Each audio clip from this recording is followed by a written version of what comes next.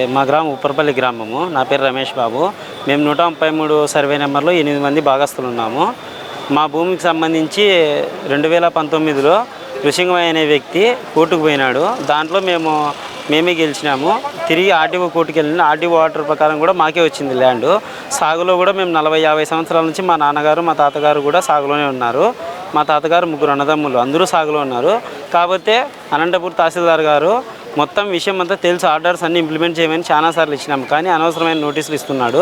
ఋషింగమైన వ్యక్తితో కలిసి తహసీల్దార్ గారు అనవసరంగా ఇలాంటి నోటీసులు మాకు ఇవ్వకూడదని మేము చెప్తున్నాము.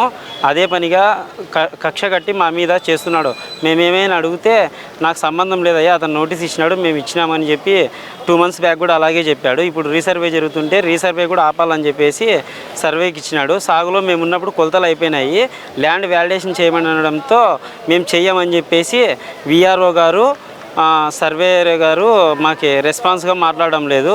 మీరు ఏం చేసుకుంటారో చేసుకోపోండి, స్పందనలు కూడా అర్జీ మీరే ఇచ్చుకోపోండి, కావాలంటే నేను చెయ్యనని సీరియస్గా మాట్లాడుతున్నారు. అందుకు మేము ఇప్పుడు కలెక్టర్ ఆఫీస్లో స్పందనకు అర్జీ ఇవ్వడానికని వచ్చినాం సార్. మోహన్ కుమార్ సార్,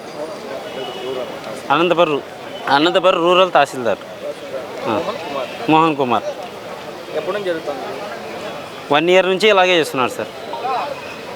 అనవసరమైన మాకు అలా ఓల్డ్ జడ్జిమెంటు 1996లో బేస్ చేసుకొని ఇస్తున్నారు. కాకపోతే ఆయన ఋషింగమయ్య అనే వ్యక్తి మరీ కూడా కోర్టుకు వెళ్ళినాడు, అక్కడ ఓడిపోయినాడు, ఆర్టీఓ కోర్టులో కూడా ఓడిపోయినాడు. మేము కేవేట్ కూడా కలెక్టర్ ఆఫీస్లో వేసినాం సార్.